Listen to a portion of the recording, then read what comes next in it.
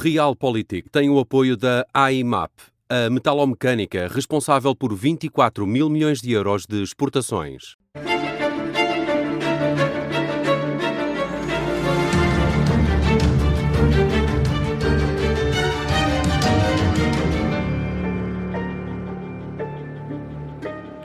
Bem-vindos ao Realpolitik, uma conversa sobre política e atualidade todas as semanas aqui na Rádio Observador e em podcast. Eu sou o Miguel Pinheiro. Eu sou o Sérgio Sousa Pinto. Sérgio, hoje vamos falar sobre as consequências da decisão do Supremo Tribunal dos Estados Unidos em relação às tarifas de Trump. Vamos falar sobre a violência política em França que provocou um morto. Mas antes, tínhamos que conversar um bocadinho sobre este novo ciclo para o governo de Luís Montenegro. Há um novo ministro da Administração Interna, há um novo presidente da República Socialista, há um novo grande plano de governação, o PTRR. Queres começar por onde? Pelo MAI? Vamos começar por aí. Ficaste surpreendido?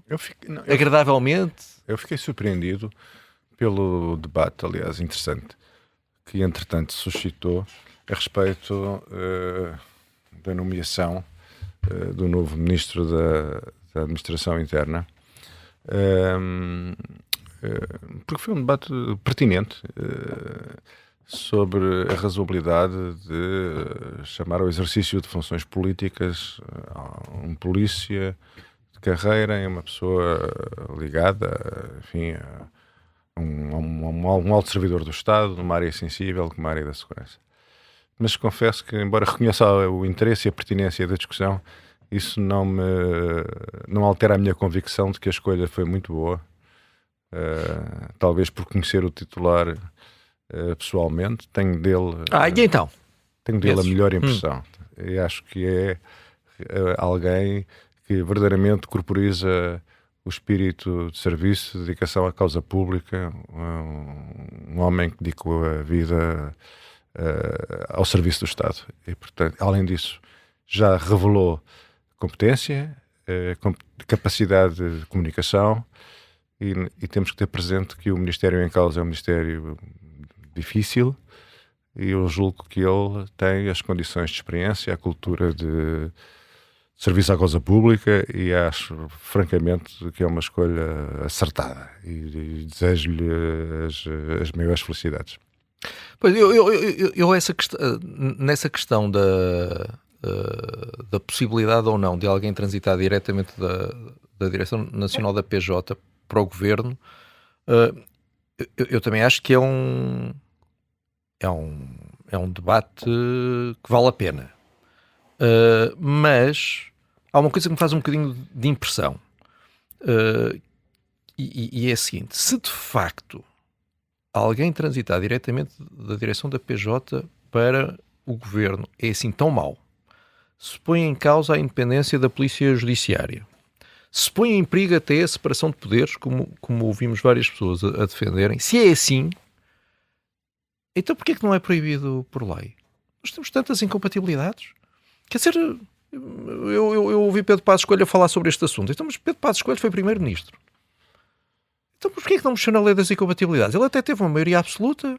Muito bem, então, tinha olhado para a lei das incompatibilidades. Miguel Poiás Maduro, que também criticou isto, também fez parte desse governo. Tinham olhado para a lei das incompatibilidades e tinham dito: meus senhores, diretores de polícias e tudo mais não podem ir para o governo, da mesma forma que uma pessoa não pode sair do governo para uma empresa que tenha tutelado, da mesma forma que há limitações a juízes, ao exercício de funções políticas por parte de juízes, se bem que podem ir para o governo, é uma das exceções, mas nós temos tantas incompatibilidades, quer dizer, se esta é tão evidente, não é? Porquê é que não proibimos? Não é? Por lá? Em primeiro lugar, esta caracteriza-se desde logo por não ser evidente. Em segundo lugar, já chega de incompatibilidades. Já chega. Qualquer dia temos que ter uns falansterios para onde recolhem os futuros políticos, onde levam uma vida imaculada, sem nenhuma interação com a sociedade. Só podem entrar com uma Bíblia e com um robe. Pronto, a Bíblia se calhar é facultativo. O robe pode ser útil. No fundo, uma ideia Platão não tinha um pensamento muito diferente, achava que as criancinhas iam ser subtraídas aos seus paizinhos e educadas sem que soubessem sequer quem eram os respectivos progenitores. E, portanto, era uma incubadora de reis filósofos, era uma ideia boa que ele teve. Em Esparta também, os miúdos eram educados nesse espírito de coletivo. Já chega, eu acho que já chega. Nós queremos é trazer pessoas para a política, e a política democrática só se aguenta se for capaz de reunir no Parlamento pessoas muito diferentes, com experiências muito diferentes. E cada vez isso acontece menos. E uma das razões são as incompatibilidades, são as transparências, são as indagações, são as devassas, são a brutalidade das redes sociais, são as remunerações demagógicas. Quer dizer, é preciso, isto tem que parar em algum ponto, porque senão nós deixamos de ser servidos pelos melhores e pelos mais capazes e pelos mais representativos de interesses legítimos que se movimentam na sociedade portuguesa e que são contraditórios, e passamos a ter só funcionários públicos, porque os funcionários públicos encaram o exercício de funções políticas quase como uma espécie de comissão de serviços. Toda a sua forma mentis é de carreira, hierarquia, obedecer, crescer o Estado, a burocracia, os serviços, os apoios, e a política vai se transformando.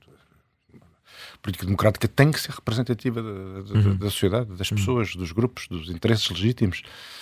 E portanto, mais incompatibilidades, não. Nós não temos um problema mas o que é que se espera desta montanha de incompatibilidades? Quer dizer, quem é que pode, que tipo de pessoa, que tipo de circunstâncias da vida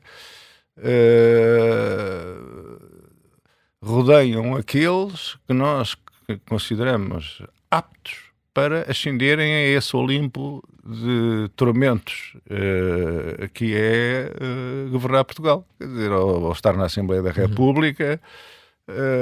E portanto, quer dizer, nós temos é que trazer mais gente e temos que eliminar obstáculos e temos que tornar as funções públicas mais prestigiadas, mais aliciantes, mais compensadoras, porque os políticos não têm que ser monges, não é? Não têm, mesmo que vão lá com o teu robe e a Bíblia para o tal ermitério, pois não pode ser, não é? Sendo depois há a questão da competência, não é? Porque há um ponto de que tu costumas falar com absoluta razão, como é evidente, e que é o facto de muitas vezes as pessoas não perceberem que ser político exige uma série de capacidades e de competências específicas. Quase profissionais. É preciso uma série de competências profissionais para um político e para um ministro também, claro, por maioria de razão. Mas repara que isso não foi o resultado de um pensamento luminoso, brilhante e iluminado. Claro que foi. Não foi. Claro que foi. Eu acho que o espetáculo que se desenrola, não é, todos os dias na vida pública revela a necessidade de pessoas que têm essas qualidades específicas que nós associamos à presença na vida pública ao exercício de responsabilidades representativas, executivas, porque a política também é muito diversa. Como é que se pode pedir profissionalismo em tudo e só na política é que não? Certo? Não, certo. E portanto, quer dizer, alguém que vá para o governo tem de ter um plano de ação definido e claro, tem de ter a capacidade de explicar esse plano de ação aos subordinados que o vão executar e aos eleitores, tem de ter noção das prioridades, do que é que pode ser deixado para trás, o que é que não pode ser deixado para trás, tem que ter capacidade de ultrapassar obstáculos políticos e burocráticos, tem que ter isto tudo e, se calhar, pode haver alguém que foi muito competente no outro lado, como vimos com Maria Lúcia Amaral, e que não tem competência para isto. E, de facto, achar que realmente há aqui um bocadinho a ideia, aquela ideia das pessoas que vão ver um jogo de futebol e que acham que podiam ser treinadores. Aqui também achar que qualquer pessoa pode ser ministro, quando não é verdade. É preciso ter uma série de capacidades e de competências muito específicas para conseguir fazer aquilo bem. E essas competências, na maioria dos casos, como todas as competências, cultivam-se, constroem-se, não é? Acumulam-se em camadas, em experiência, os romanos chamavam isso o cursus honorum, quer dizer, as pessoas vão progredindo dentro dessa linha de que essas competências vão se adquirindo. Não se trata aqui de descobrir génios que vêm com dons naturais, sim, claro. que sobre eles caíram na maternal à frente da costa. Não, claro. Antes de seguirem com a Bíblia e a manta. E como é que tu olhas para, assim, rapidamente para este novo ciclo político? O governo apareceu quase com um segundo plano de governo, com este PT-RR, que na realidade, inicialmente, eu pelo menos estava convencido que era só para tratar da recuperação e reconstrução. Também foi a ideia com que fiquei. Mas afinal não. Afinal é para servir, para reformar um bocadinho tudo do Estado. O Primeiro-Ministro, quando anunciou o PTRR, disse: isto não é um segundo programa de governo. O que é o primeiro sinal de que é um segundo programa de governo. Mas tu sentes que o governo está a entrar num novo ciclo, sendo que o governo começou ontem, não é? Mas enfim, só o facto de estar sempre a entrar em novos ciclos mostra que há ali uma dificuldade qualquer, não é? Sim, mostra que há uma coisa que correu mal no anterior ciclo. Mas eu não sei bem o que é essa coisa. A mim parece mais um plano de despesa, portanto já estou numa fase em que só vejo mais um pretexto para aumentar a despesa. Nós vivemos, inicialmente pensei como tu, bom, isto é um plano de emergência para acudir às situações de distribuição e calamidade, pareceu uma ideia boa, embora devidamente envolvida no marketing do costume para extrair dividendos políticos, mas o que é preciso é que os problemas das pessoas se resolvam. Mas se é mais do que isso, provavelmente é mais um plano de expansão da despesa. Portanto, nós vivemos numa situação histórica que é a seguinte: temos as contas equilibradas à custa de dois fatores: contração brutal do investimento público, se calhar é aqui que entra o novo PTP, RR, PCTP, NRTP, PPRR.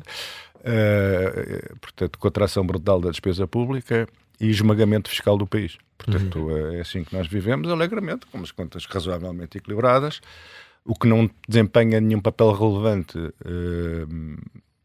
é o crescimento económico. Portanto, nós não prosperamos e as implicações políticas temos falado muito sobre elas.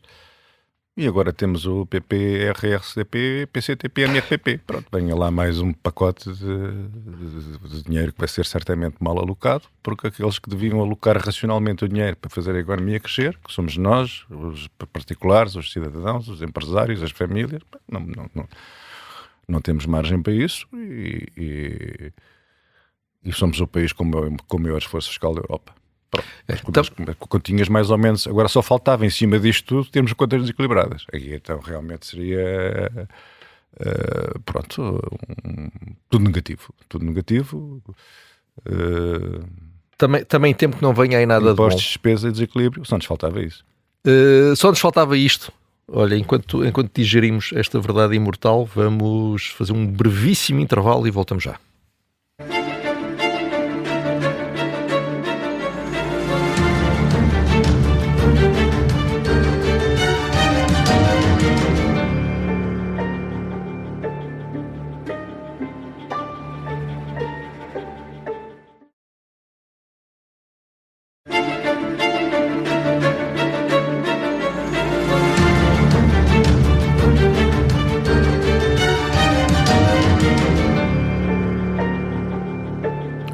Bem-vindos de volta ao Realpolitik. Sérgio, tivemos há dias a decisão do Supremo Tribunal Americano sobre as tarifas de Donald Trump. O Supremo Tribunal Americano é possivelmente a maior concentração de inteligência por metro quadrado no mundo inteiro. É impressionante. São impressionantes. Aqueles tipos são mesmo muito, muito bons. Ler as decisões, tanto as decisões maioritárias como as discordantes, aquilo é uma demonstração de inteligência incrível. De facto, são São mesmo muitíssimo bons. E esta decisão também é absolutamente impressionante, não é? Eles realmente eles pegam numa Constituição de 1789, ainda por cima tudo aquilo baseado todo um sistema jurídico baseado no precedente, tudo aquilo são digressões históricas, exemplos e raciocínios por cima de raciocínios incríveis. Bem, de qualquer forma, aquilo já me estou a sentir inferiorizado, já percebi que conheces a jurisprudência do Tribunal Menor do eu sou um bocadinho vidrado naquilo e sinto-me muito inferiorizado sempre que leio o que eles fazem, porque realmente é impressionante, é impressionante. Bom, de qualquer forma, eles têm 9 juízes, neste momento 6 são conservadores. Esta decisão acabou com uma maioria 6-3, portanto, dos 6 juízes conservadores, só 3 é que votaram de acordo com... Salvo erro, dois dos que votaram foram indicados já pelo Presidente Trump, não é? O que só agravou a sua... Certo, tu tiveste revolta. Entre os 3 tiveste o Clarence Thomas, que vem do Paleolítico, não é? Depois tiveste o Kavanaugh, que foi aquela nomeação muito polémica, porque houve acusações de abuso sexual quando estava na escola ou na faculdade, não é? E tiveste o Samuel Alito também, que também foi nomeado. Mas, do outro lado, também nomeados pelo Trump. Tiveste o Neil Gorsuch, que é o que escreve melhor, é incrível. Eu depois fui... também já fizeste uma análise comparativa dos acordos? Não, tive a ler, porque ele tem um voto de acordo, mas escreve mesmo muito bem. Pronto, mas enfim, o ponto é, o que eles decidiram é que o Trump invocou uma determinada lei, a lei da emergência, para aplicar as tarifas, e eles dizem que isso não é legítimo, porque a única pessoa, o único órgão que tem o poder de impor impostos é o Congresso,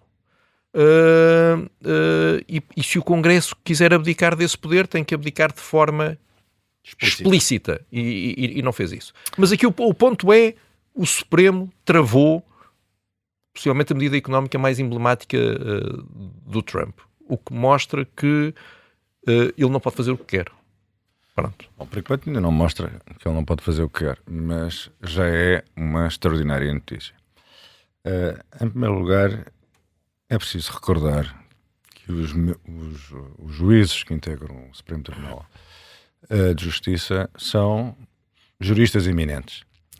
E os tribunais, tal como o nosso Tribunal Constitucional, o Supremo Tribunal, não é um tribunal político. São pessoas que têm uma consciência jurídica, têm aquilo que se chama autonomia técnica. Não é? Obrigar um juiz, mesmo sabendo que foi indicado por Trump, a assumir uma decisão que é contrária à sua consciência jurídica, isso é uma forma de corrupção. Uma forma de corrupção. Ele não está lá para ser um lacaio de quem o indicou. Ele está lá para servir de forma vitalícia Exato. os Estados Unidos da América. Aquilo é para a vida toda, como diz a música. Portanto, eu acho que a boa notícia é que as instituições funcionam nos Estados Unidos. E Trump não consegue impor-se a todas as instituições, já submeteu tristemente o Congresso, agora nas próximas eleições é natural que a situação mude, mas as instituições existem, preservam a sua independência e preservam a sua lealdade para com o povo americano e para com os Estados Unidos da América. Isso é extremamente importante. Como bem disseste, a decisão não acentua propriamente no problema da urgência, que é um problema que para nós parecer-nos das maiores e óbvias fragilidades políticas das decisões das tarifas. Qual é a urgência? Não existe nenhuma urgência, portanto foi uma invocação despropositada para lhe permitir contornar a autorização do Congresso, e o Tribunal concentrou-se nos termos em que o Congresso admite a intervenção do Presidente, considerando que não são suficientemente explícitos para lhe permitir ter esta política tarifária, porque não existe uma autorização propriamente dita do Congresso. O que me preocupa nisto tudo, bem, já vamos ver o que é que Trump faz em relação à decisão do Supremo. Não? Já se percebeu que é um homem que faz pouco caso da separação de poderes e do poder judicial. Não, mas ele vai respeitar. Agora o ponto é vai respeitar como? Ele neste momento aplicou ao mundo inteiro praticamente 15% e alguns países mais, dentro da sua política de bullying seletivo, não é? Não, mas um dos 3 juízes da minoria, o Kavanaugh, disse expressamente que ele poderia usar outros mecanismos legais para impor tarifas, não é? Não invocando esta lei em concreto, mas de outra maneira, e ele está a dar a volta, não é? Estas tarifas agora que ele aplicou só podem estar em vigor durante 180 dias, porque é ao abrigo de uma outra lei.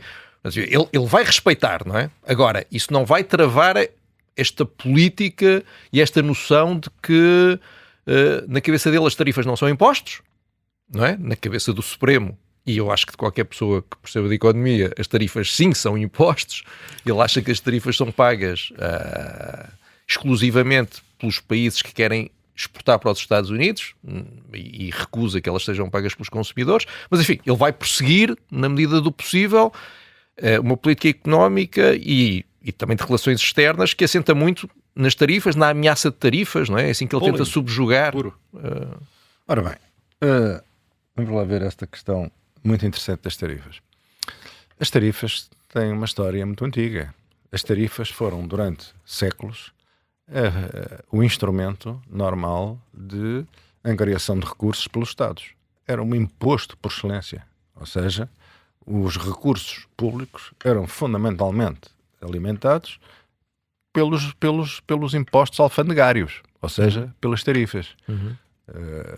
Quando Portugal e o Brasil se separaram, estando os portos do Brasil abertos à navegação com os países amigos, fundamentalmente a Grã-Bretanha, isso significava que as alfândegas de Lisboa perderam uma parte muito significativa dos seus recursos. Portanto, quer dizer, as tarifas são o instrumento. São muito mais antigas do que o imposto sobre o rendimento. Não havia imposto nenhum sobre o rendimento. O imposto de rendimento é uma coisa mais recente, não é? Portanto, as tarifas são um instrumento antigo. Ora, as tarifas começaram a ser postas em causa através de acordos de comércio, porque se entendia que o livre comércio era mutuamente vantajoso, não era um jogo de soma zero, podiam todos beneficiar, não era preciso que um beneficiasse e outros prejudicassem. Trump tem outra concepção. Trump acha que as tarifas são um instrumento de vantagem para os Estados Unidos e prejuízo para os outros. Ele chama isto de reequilibrar as coisas. Portanto, eu pessoalmente também acredito no livre comércio. Eu preferia que o livre comércio, dentro de certos limites, não podemos consentir que certas áreas fundamentais da nossa economia, pura e simplesmente, sejam arrasadas com práticas comerciais desleais de outros países. Portanto, as tarifas continuam a ter um lugar. As tarifas têm que ser compatíveis com os acordos internacionais, com a Organização Mundial do Comércio. Quer dizer, não é sermos contra as tarifas do CUR, é percebermos que as tarifas estão subordinadas aos acordos multilaterais e bilaterais que cada Estado... Ele só quer acordos bilaterais, porque de um lado está um gigante com muito poder e do outro lado está uma parte fraca. Portanto, ele impõe as condições que entende, porque a relação é entre parceiros desiguais. Por isso é que existe a Organização Mundial de Comércio, para estatuir um conjunto de normas a que os países se obrigam para que o comércio seja leal e mutuamente vantajoso, e não um tal jogo de soma zero. O jogo em que todos possam verdadeiramente beneficiar com isso. Ora, como é evidente, o aparecimento do senhor, se o senhor Trump se vir privado do seu instrumento preferencial de bullying, que são as tarifas, quais serão os outros instrumentos que aquela cabeça vai congeminar para continuar a impor o interesse americano sobre os interesses das suas contrapartes. Sim, e ele também tem um objetivo de reconstrução industrial da América, ou seja, de facto, um dos pontos das tarifas, e enfim, em tese até há aqui um ponto, não é? É o de que se o preço que tu tens de pagar para vender produtos nos Estados Unidos é tão grande por causa das tarifas, é preferível abrir fábricas nos Estados Unidos, produzir nos Estados Unidos, empregares, dares emprego a norte-americanos para depois venderes aos consumidores americanos, estando já dentro do mercado norte-americano. E assim conseguir reconstruir industrialmente o país,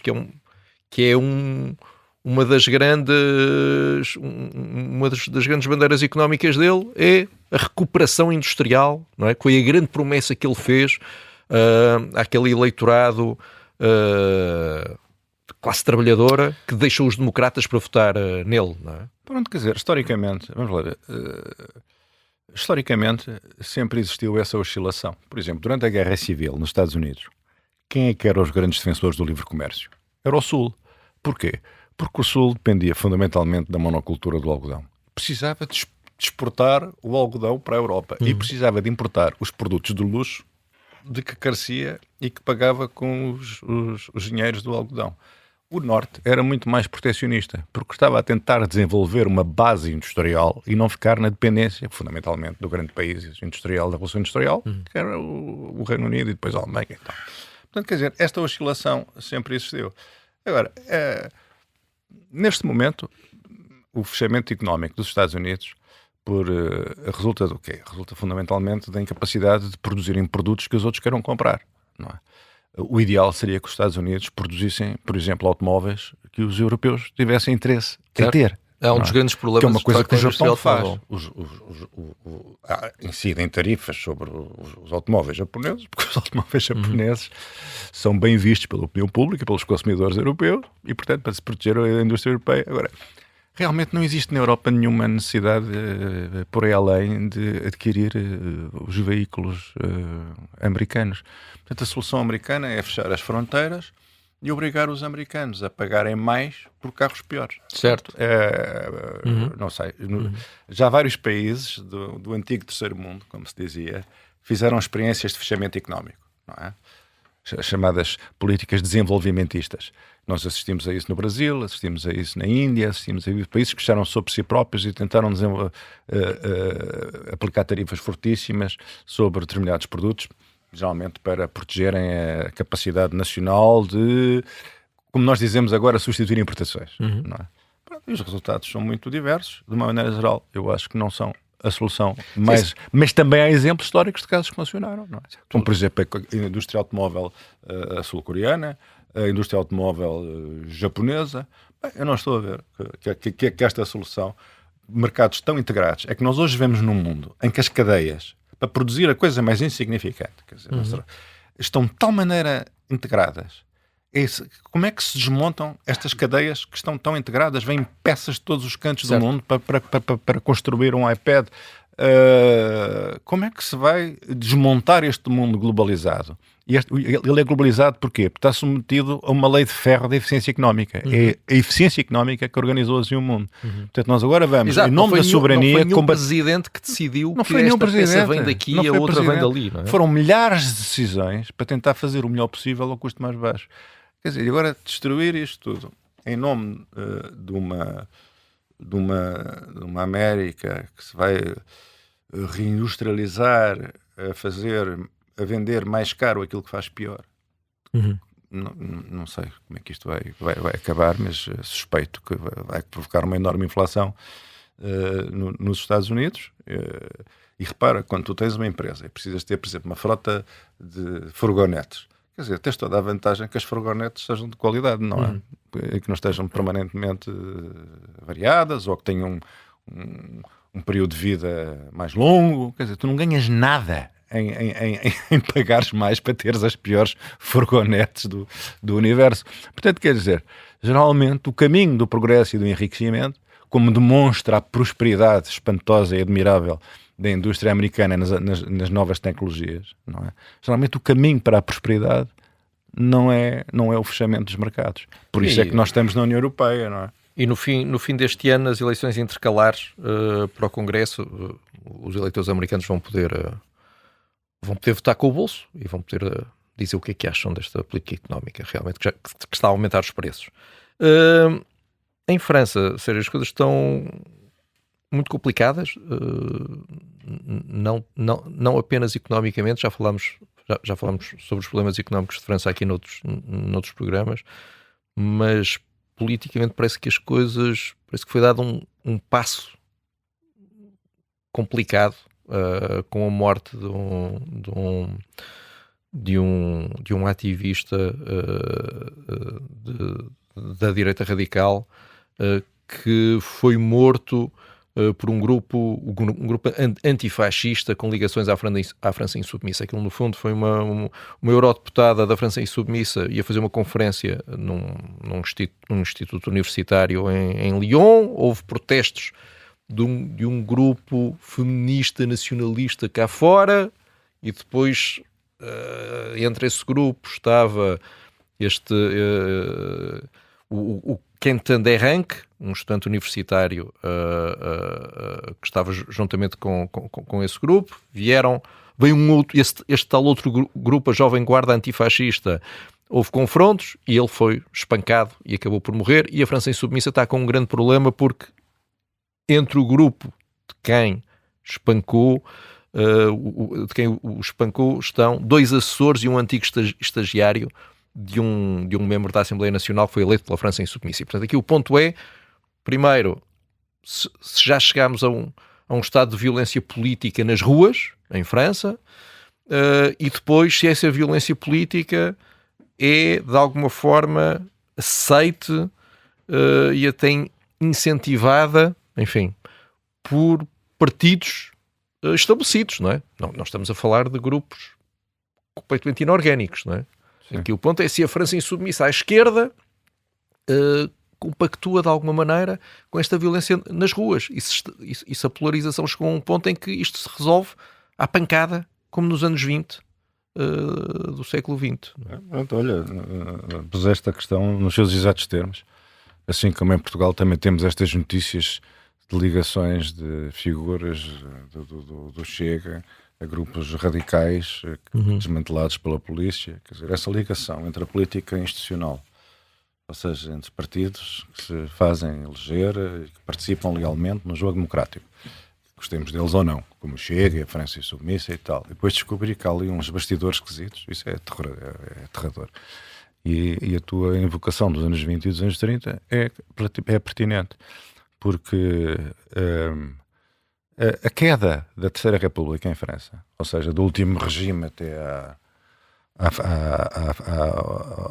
França de Vichy, petanista, já era uma França de violência nas ruas.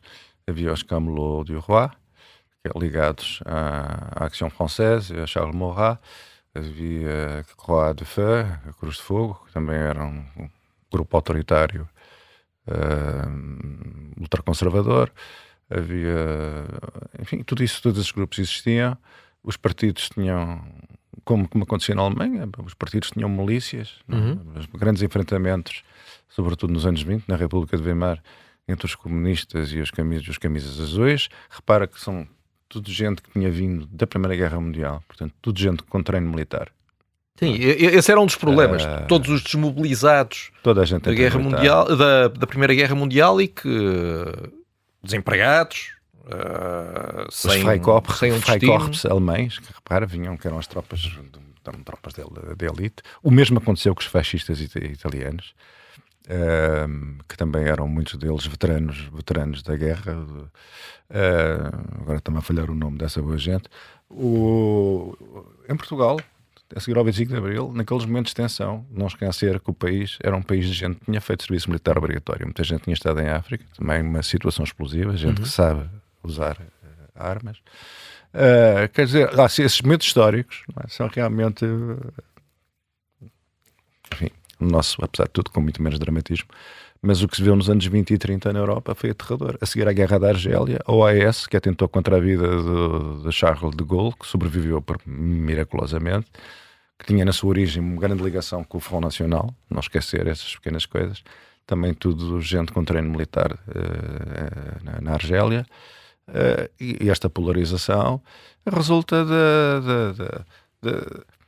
da perda do ideal democrático, da ideia de que nós não temos adversários, nós temos inimigos, não é? Que é uma ideia que, aliás, foi muito desenvolvida por um grande intelectual alemão, um filósofo, Carl Schmitt, que aliás depois aderiu ao Partido Nazi, que considerei esta ideia da relação com amiga e inimiga essencial ao fenómeno político, que não pode ser evitada, e nós temos justamente a cair nessa polarização doentia. Não conseguimos olhar para uma pessoa com convicções opostas às nossas, com o respeito que é devido a um ser humano e a um cidadão, com um pensamento próprio e diferente, mesmo que ele nos pareça desprezível. Não, é como um inimigo, porque o adversário nós queremos derrotá-lo com argumentos. O inimigo nós queremos a sua extinção, nós queremos aniquilá-lo, é o nosso inimigo, quer dizer... E portanto isto é uma tristeza e que radica no mesmo assunto, na minha opinião, salvo melhor opinião. Eu acho que isto tem a ver com o enfraquecimento das classes médias. As classes médias estão a enfraquecer, como enfraqueceram nos anos 30, e há uma fuga, política da classe média, da moderação para os extremos.